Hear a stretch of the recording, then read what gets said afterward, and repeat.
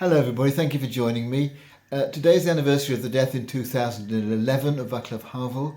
He was the president of the Czechoslovakia and the Czech Republic until 2002, from 1989. His journey there though was interesting because he came to prominence during the Russian invasion of Czechoslovakia in 1968. There had been an emergence of a movement towards democracy under someone called Dubček, and he was part of that movement, but the Russians moved in to this satellite state and overwhelmed all democracy and reimposed their authoritarian government.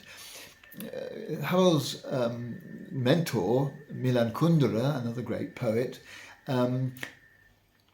said that they should just accept this. It was the way things were. But Havel wrote in his writings and in his poetry that this was not to be accepted, that it had to be fought against, that apathy was not the way forward.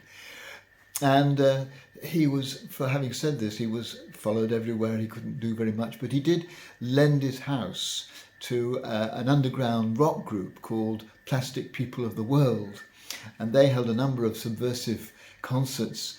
Eventually this was closed down, and it was this movement by the authorities that led Havel to get together all the disparate groups, all those working for freedom and democracy clandestinely in the country, to bring them together and produce what was called Charter 77, which was a statement that the international human rights agreed by all countries, including Russia, in theory, should be respected in Czechoslovakia. And it was a great statement of rebellion against the authorities, the Russian authorities. So he was arrested and tortured and interrogated heavily for 18 days, at the end of which he renounced Charter 77.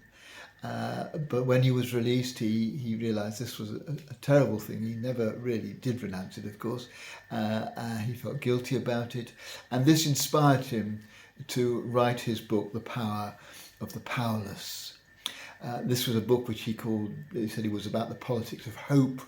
And he said that the real default way in which human beings behave is not apathetic obedience to any authority that happens to be imposed upon them, but a deep and powerful longing for freedom and to work together so that everybody could achieve their full potential, being who they wanted to be and saying what they wanted to say.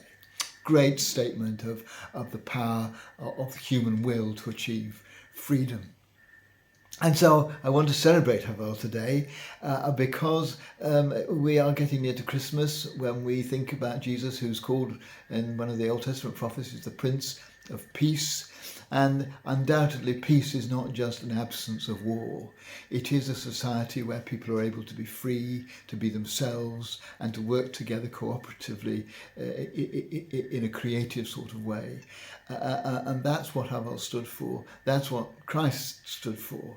And today, as we think about the Christmas message and what it might mean for the world, let's develop what Havel called the politics of hope.